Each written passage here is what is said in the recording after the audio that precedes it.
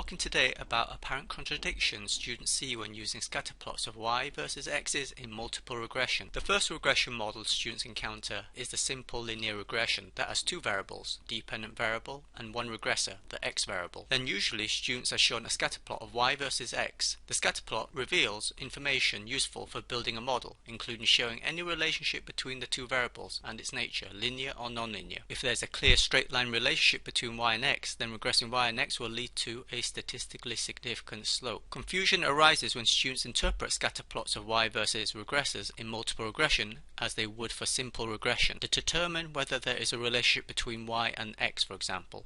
But a strong straight line relationship between y and an x in scatterplot does not mean the relationship will be statistically significant in multiple regression, i.e. the model says that what you see is not real. And so the student is puzzled. Take this example. There are 5 variables. Prestige is the y variable. Fourth row of this matrix scatterplot has 4 plots with prestige on the vertical axis. The first one, prestige versus education, shows a clear positive marginal correlation. Going along the row in order, there is a positive marginal correlation with income, no clear marginal correlation with women, and a negative marginal correlation with census. The student thinks, let's add in the x's that show a clear marginal correlation with prestige, and so regresses prestige on education, income and census. Looking at the t-stat for individual significance, you see that education and income are significant, but census is not. P-value for the t-stat is 0.28, so it's not significant at the 10% significance level. This would seem a contradiction, as the scatterplot showed a strong marginal correlation between prestige and census.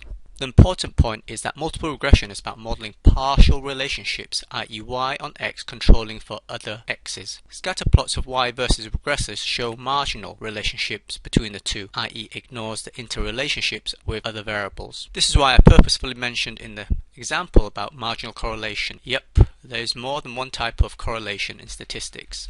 The scatter plot of y versus x is more useful when there are a few dominant regressors, or when the x's are independent, and we don't have this in the example. The plot picked up in orange shows a positive marginal correlation between income and education. The one in red shows a negative marginal correlation between education and census. In blue shows a negative marginal correlation between income and census, so the x's are not independent. In summary, the interpretation of scatter plots of y versus x's are different for simple and multiple regression. Scatter plots of y versus x show marginal relationships, while multiple regression is about modelling partial relationships. Apparent contradictions are seen when this is not recognised. A clear marginal correlation between y and an x does not mean it will be statistically significant in multiple regression. Likewise, no clear marginal correlation between y and x does not mean it will be statistically insignificant in multiple regression. The added variable plot does the job of the scatter plot of y versus x for multiple regression, as it shows the partial correlation among the variables. This is covered in another video.